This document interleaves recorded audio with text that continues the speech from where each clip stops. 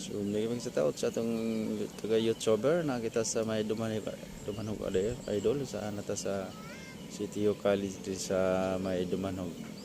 May sa taot sa atong mga viewers diyan sa Luzon, Visayas, Mindanao o nakita sa Metro din sa probinsya sa Cebu, Dumanhog.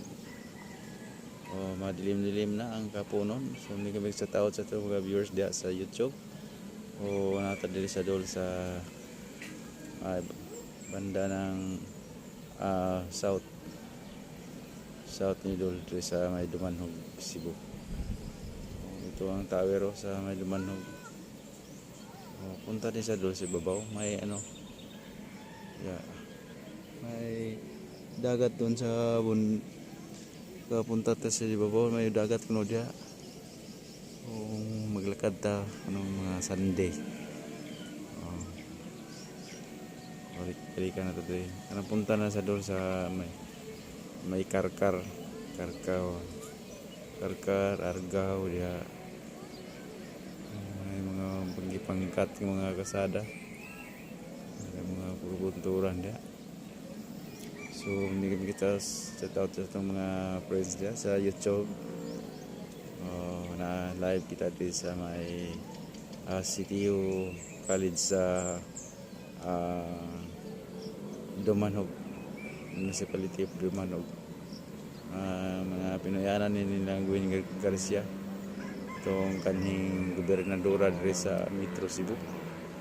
May lugar diri sa may Dumanhog, mga Garcia family. Ito ang sentro, may simbahan din ito makita ang simbahan sa Lipdan. So may kami kasi taot sa itong taga YouTuber. At kumusta maayong hapon sa adlawang birdies karon mga idol.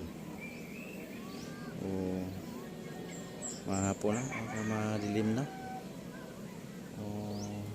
Wala namang bagyo doon. Yan ang tingko. Na may hangin-hangin amihan lang niya. Thank you sa itong mga viewers thank you for watching sa itong mga taga YouTube. Please like, subscribe sa itong channel.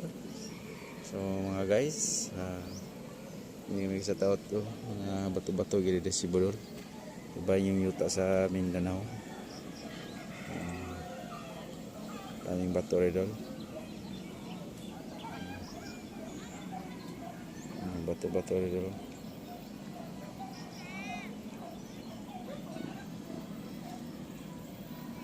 Bato. So, kumusta?